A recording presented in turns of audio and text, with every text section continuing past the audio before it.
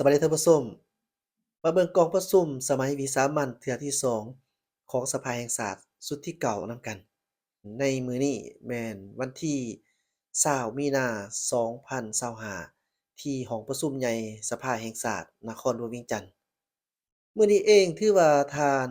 เฉลิมชัยกรมสิทธิ์รองนายกรัฐมนตรีก็ได้ขึ้นเสนอขอยกเว้นการเก็บอากรกำไร ให้กับบริษัทหรือว่านิคมอุตสาหกรรมอมตะที่เมืองนาหม้อแขวงอุดมไส้ยกเว้นนี่ถือว่า30ปีในการเสนอขอยกเว้นให้กับอ่านิคมอุตสาหกรรมอมตะแต่ท่านผู้ชมสำหรับกองประชุมมื้อนี้ถือว่ารัฐบาลเสนอนโยบายยกเว้นการเก็บอากรกำไรให้แก่นิคมอุตสาหกรรมอมตะเป็นเวลา30ปี ในเวลาดำเนินกองประชุมสมัยวิสามัญเทื่อที่2ของสภาแห่งชาติสุดที่เก่าในวันที่20มีนา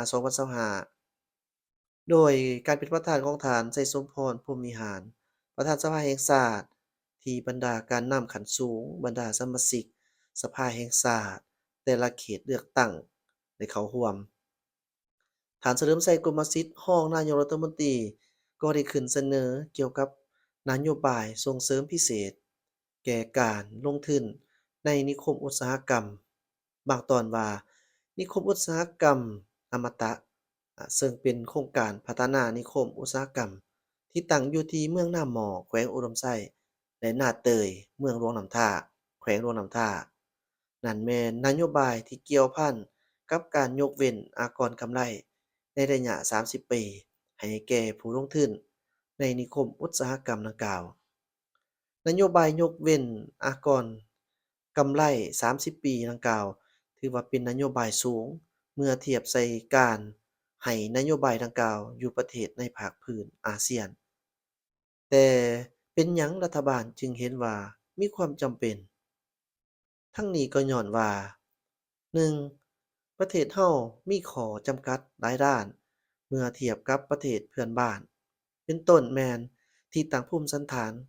ของโครงการบ่เอื้ออำนวยในขณะเดียวกันพื้นฐานโครงสร้างยังบ่ได้รับการพัฒนาผู้พัฒนานิคมจำเป็นต้องได้ลงทุนหลาย 2. ตลาดภายในของเรามีจำกัดในขณะที่ความสะดวกของการลงทุนในประเทศเราก็อยู่ในอันดับที่ต่ำหลาย154จาก190ถ้าจัดอันดับในทุกประเทศทั่วโลก 3. ประเทศเรายังสืบต่อเผชิญกับความยุ่งยากทางด้านเศรษฐกิจการเงินแรงทุนมากระตุ้นเศรษฐกิจยังจำกัดแรงงานหนุ่มเคลื่อนย้ายไปเฮ็ดเวียกอยู่ต่างประเทศเป็นจำนวนหลายอันเฮ็ดให้ขาดแคลนแรงงานในขณะเดียวกันหลายปีมานี้การลงทุนของต่างประเทศในขอบเขตนิคมอุตสาหกรรมปรุงแต่งของพวกเรามีจำกัด ส่วนใหญ่แม่นสุมใส่คะแนนพนักงานในบ่แฮ่เท่านั้น ดังนั้นการยกเว้นการเก็บอากรกำไรดังกล่าวนี้จึงจำเป็นเครื่องมือที่สำคัญของรัฐบาลเพื่อดึงดูดและกระตุ้นการลงทุนในแขนงอุตสาหกรรมปรุงแต่งสร้างเวียกเฮ็ดงานทำและดึงดูดแรงงานกลับคืนประเทศ ดึงเม็ดเงินเข้าประเทศเพื่อประกอบส่วนสร้างความมั่นคงและเสถียรภาพทางด้านการเงินและเงินตราให้แก่ประเทศเรา 4. ประเทศเราต้องการแข่งขันประเทศเราต้องแข่งขันกับประเทศอื่นในการส่งเสริมและการหยาดเหยิงการลงทุนจากต่างประเทศภายหลังการภภายหลังพยาธิโควิด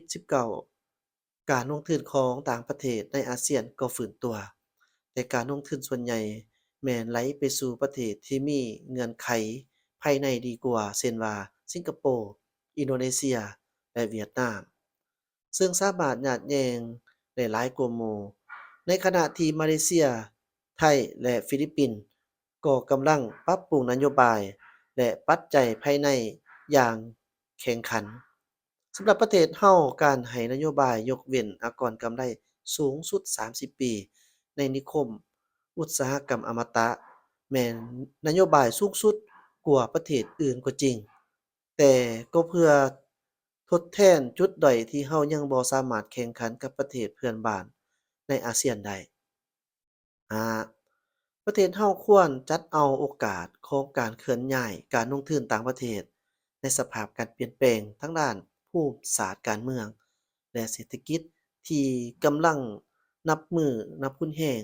และคาดคะเนได้ยาก ซึ่งเฮ็ดให้นักลงทุนอยู่หลายประเทศได้เคลื่อนย้ายหรือกำลังพิจารณาเคลื่อนย้ายฐานการผลิตของตนจากประเทศหนึ่งไปสู่ภาคพื้นหรือประเทศอื่น ถ้าเราบ่ญาติแย่งเอาโอกาสดังกล่าว นักลงทุนก็จะไปลงทุนอยู่บ่อนอื่น เพราะนักลงทุนมีทางเลือกและทุกประเทศอยากได้นักลงทุน 6. บริษัทอมตะเป็นบริษัทมหาชนมีผลสำเร็จสูงในการพัฒนานิคมอุตสาหกรรมอยู่ประเทศไทยและเวียดนาม พร้อมกันนี้ก็มีความตั้งใจ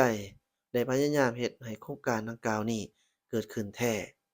บริษัทได้เซ็น MOU กับรัฐบาลในปี 2018 ได้ร่วมกับบริษัทชั้นนำของต่างประเทศศึกษาความเป็นไปได้ของโครงการ ได้เซ็นสัญญาพัฒนาโครงการในปี